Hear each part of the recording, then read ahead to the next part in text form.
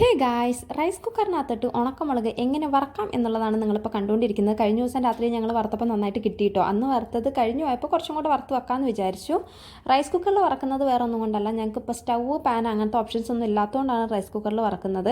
മുളക് ഞാൻ നാട്ടിൽ നിന്ന് വന്നപ്പോൾ കൊണ്ടുവന്നായിരുന്നു. 3 മാസമായിട്ട് ബാഗിനകത്ത് ഇരിക്കുമായിരുന്നു. അതുകൊണ്ട് നാട്ടിൽ നിന്ന് കൊണ്ടുവന്ന പരുവത്തിലൊന്നും അല്ലായിരുന്നു പുറത്തെടുത്ത് നോക്കിയപ്പോൾ അത് ഒരുമാതിരി കുഴഞ്ഞൊക്കെ ഇരിക്കുമായിരുന്നു. പിന്നെ 2 ദിവസം വെയിലൊക്കെ കൊള്ളിച്ചാണ് ഒന്ന് ഈ പരുവാക്കി എടുത്തത്. പക്ഷേ കൊള്ളാട്ടോ, എന്നാലും വറുത്ത് കഴിഞ്ഞപ്പോൾ നല്ല ടേസ്റ്റ് ഉണ്ടായിരുന്നു. അത് വറക്കാൻ വേണ്ടി പ്രത്യേകിച്ച് ചടങ്ങൊന്നുമില്ല. ഒരു 5 മിനിറ്റ് മുന്നേ റൈസ് കുക്കർ ഒന്ന് ഓൺ ചെയ്തിട്ടാൽ മതി. അപ്പോൾ അതിനകത്തിരിക്കുന്ന അലുമിനിയം പാത്രം ഒന്ന് ചൂടായി കിട്ടും. അത് കഴിയുമ്പോൾ കുറച്ച് വെളിച്ചെണ്ണ ഒഴിച്ചാൽ മതി. തലയിൽ വെക്കുന്ന വെളിച്ചെണ്ണ ഞങ്ങളുടെ കയ്യിലുള്ളൂ, തൽക്കാലം അത് ഒഴിച്ചിട്ടുണ്ട്. അതൊഴിച്ച് ഒരു 2 മിനിറ്റ് ഇളക്കിയതിന് ശേഷം പിന്നെ ഒരു 5 മിനിറ്റ് അതിൻ്റെ അടപ്പ് വെച്ചൊന്ന് അടച്ച് വെച്ച് കഴിയുമ്പോഴേക്കും ഈ സാധനമായി കിട്ടും. കാണാൻ 1.5 മിനിറ്റിൻ്റെ വീഡിയോ ഉള്ളൂ എന്നുണ്ടെങ്കിൽ 10 മിനിറ്റ് കൊണ്ടാണ് ഈ സാധനമായി കിട്ടിയത് പറയുമ്പോൾ നമ്മളെല്ലാം പറയണമല്ലോ. എന്നാലും കുഴപ്പമില്ല കേട്ടോ, ടേസ്റ്റ് ഉണ്ടായിരുന്നു. നമ്മൾ വീട്ടിൽ വറക്കുന്ന ഒരു ടേസ്റ്റിലൊക്കെ തന്നെ കിട്ടിയിട്ടുണ്ട്, നല്ല ക്രിസ്പി ആയിട്ട്. ഞങ്ങൾക്കിവിടെ ഫുഡ് രാവിലെ വരും, എന്നാലും റൈസ് പച്ചരിയാണ്. അപ്പോൾ എൻ്റെ ചോറായിട്ട് കഴിക്കാനൊരു ഇച്ചിരി ബുദ്ധിമുട്ടാണ്.